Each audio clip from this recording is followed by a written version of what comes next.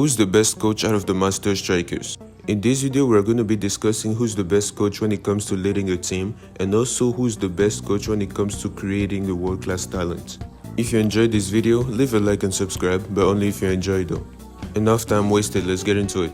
Before we start, I just want to say that this video will not include Julian Loki, simply because we don't know anything about him when it comes to his coaching abilities. With that out of the way, let's get started with Noel. Even while being the world's #1 when it comes to his ability on the field, Noel is far from being a great coach. From what we know, he's a very smart and analytic person that has no emotion. He puts all of his trust in numbers. Emotions, feeling, or hypotheses are not to be taken in consideration in his judgment. But as we've seen before, not everything is just number related.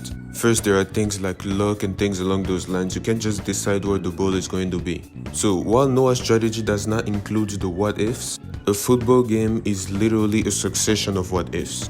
Meaning that Noah's team could be the best on paper. Simply looking at the players' stats, they might have the higher numbers and things along those lines. But when it comes to strategy or anything else, Noah does not compare to the others. Now let's talk about his ability to lead a team. Noah is leading his team by charisma alone.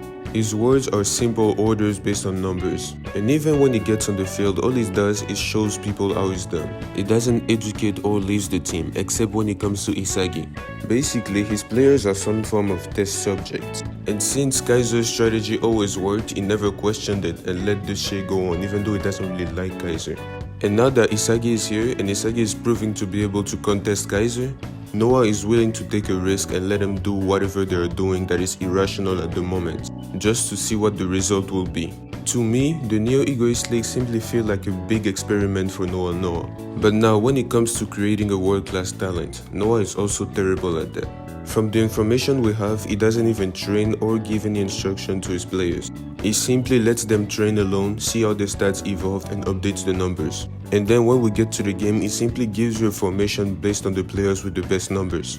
The only reason why he helped Isagi is because Isagi clearly went to see him. And it is a special case because that is the way Isagi evolves. Isagi evolves by simply expanding on his imagination. So basically, if Noah tells anybody you have to come up with a strategy that can beat even me, nobody can do anything with that because it just seems impossible. Isagi is the only person that can actually benefit from Noah's training. And that doesn't make you a good coach. Him and Isagi are just a good matchup. So if I had to give a rating to Noah, I'd probably give him a 1 or a 2 in both categories out of 5. The next master we will talk about is Lavinho. Just like Noah, while being a great player, he is also a terrible coach. For him, everything is based on feelings and creativity. And to be honest, he doesn't even have the mentality of a coach. Any coach will want the people he trains to get better and sometimes even surpass him. In Lavinho's case, he doesn't even want to teach them anything just so they don't get better than him. The only hint he gave them is to work on their creativity. And that is probably the reason why only 2 bluelockers made the team.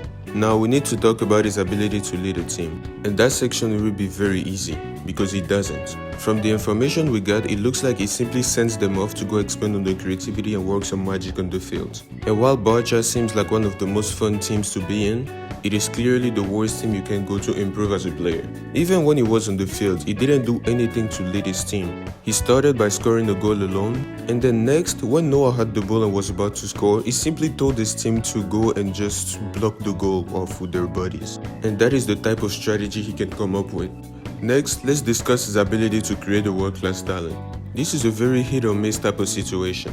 At first it seems good because it is the type of coach that doesn't hold your hand and that lets you get better on your own. But usually even those type of coaches give a bit more help. He doesn't teach you anything, he simply explains how his mind works when he plays and expects you to reproduce that. And just like with Noah and Isagi, Lavinho and Bachira is just a chemistry type of thing. Not many players can just work their way up alone without any training or without any coach teaching them anything. Bachira and Lavinho simply have the same mind and play style. And again, if I had to give Lavinho a rating, I'd give him a 1 in his ability to lead a team and a 2 in his ability to create a world-class talent. Now it's time to get into the good one. First, we have Chris Prince. Chris is the #2 in the world, stated to be almost on par with Noah. His philosophy is about having a good body, or to be more precise, having the perfect body that complements our abilities. Unlike the first two, there's not too much mental training when it comes to Chris. If we're talking about his ability to lead a team, Chris is not necessarily bad, but it is clear that he has other priorities. He is able to put a team on the field with a certain formation and strategy that is going to be useful. But in the end, it is obvious that his main goal is not to win the game that is going on at the moment, but to help his own players improve. Because when it comes to his ability to create a world-class talent, Chris is literally the best. With his great analytic abilities, he is able to visually see somebody's specs and abilities based on their body. And with those analyses, he is able to create a training program to make them the best they can be, ensuring that they do not waste their talent, whether it's by training too much, not training enough, or training the wrong way. So basically, for anybody with enough talent and enough determination, Chris will be the perfect coach. For a rating, I would give him a 3 on his ability to lead a team and a 5 on his ability to create a world-class talent. And for the last one, we have Marc Snuffy. Also one of the best in the world, his nickname is the Crown Messenger, and this is due to the fact that he was able to win a trophy on every single team he's been on. But now we need to talk about his coaching ability. When it comes to leading a team, Marc Snuffy has no rivals amongst the master strikers. He is able to understand his players very well, and he is able to create insane strategies that will bring his team to victory. This is due to his ability to utilize people's talents very well. Like for example, understanding that Baru was an elite striker, and that putting a team behind him that is ready to serve him will be the best strategy for Ubers to win every game.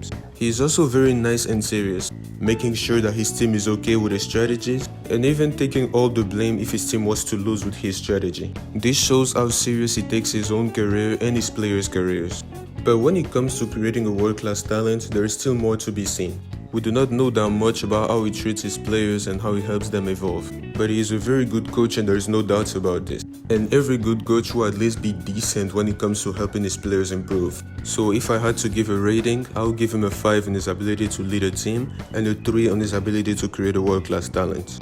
So who is the best master striker when it comes to coaching? If we're talking about winning the game, in my opinion, Marc Snuffy is the best coach. But as a whole, I would give it to Chris Prince. Because the whole point of the Neo Egoist League is not even to win in the moment. It is to help the Japanese players taste that atmosphere and to help them improve to become the best later on. Meaning that Chris working his best to get his players to the highest level they can be. It is literally the objective of the Neo Egoist League. So the final order would be Lavinho at number 4, Noel at number 3, Marc Snuffy at number 2, and Chris Prince at number 1. Let me know in the comment who you think is the best coach when you're being unbiased and who you think will be the best coach for you, according to your own personality and playstyle. If you enjoyed this, don't forget to leave a like and subscribe, but only if you enjoy, and I will see you all next time. Peace.